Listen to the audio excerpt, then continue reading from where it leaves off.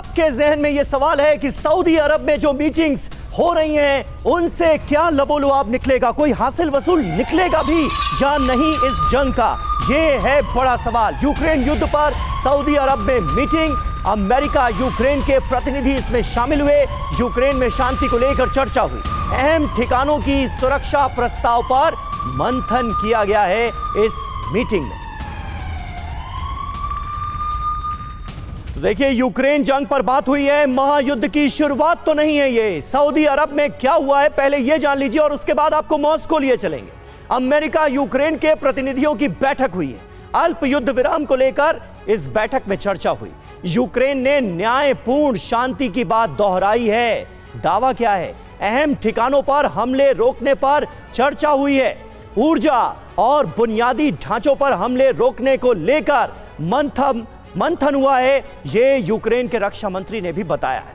असर क्या हुआ है? मीटिंग के वक्त यूक्रेन में भीषण हमले हुए, यानी कोई असर नहीं हो रहा। रूस ने कीव समेत कई शहरों में ड्रोन दागे। आगे क्या होगा? आज अमेरिका और रूस के प्रतिनिधियों की मीटिंग होनी है, यानी आज का दिन मनीष बहुत ज्यादा अहम है। मनीष मॉस्को से हमारे साथ जुड़े हुए हैं। अमेरिका और रूस के प्रतिनिधियों की मीटिंग होनी है, इसका क्या नतीजा निकलेगा? रियाद से क्या उम्मीद की जाए? रूस को क्या उम्मीदें हैं? यूक्रेन अपना पक्ष सीधे तौर पर सामने रख रहा है कि अगर डिप्लोमेटिक दबाव रूस पर नहीं डाला गया तो मॉस्को इसी तरह से तबाही मचाता रहेगा। क्या होता देखते हैं मनीष।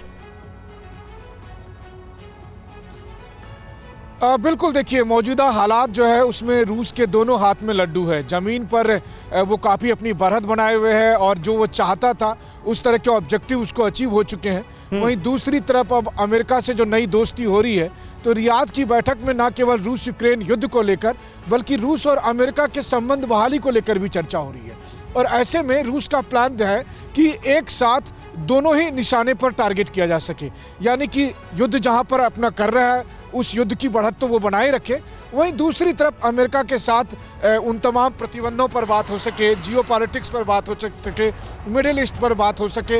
यानी एक बार फिर वो उसी पोजीशन में आना चाहता है जो किसी ज़माने में सोवियत संघ का हुआ करता था।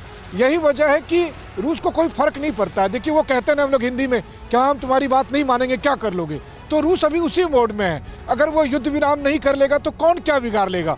यूरोपीय यूनियन क्या कर लेगा? अमेरिका क्या कर लेगा? बीते 3 साल से अमेरिका सहित 30 मुल्क लड़ ही रहे थे, तब भी रूस अब फाइनली जाकर जीत के कगार पर खड़ा है।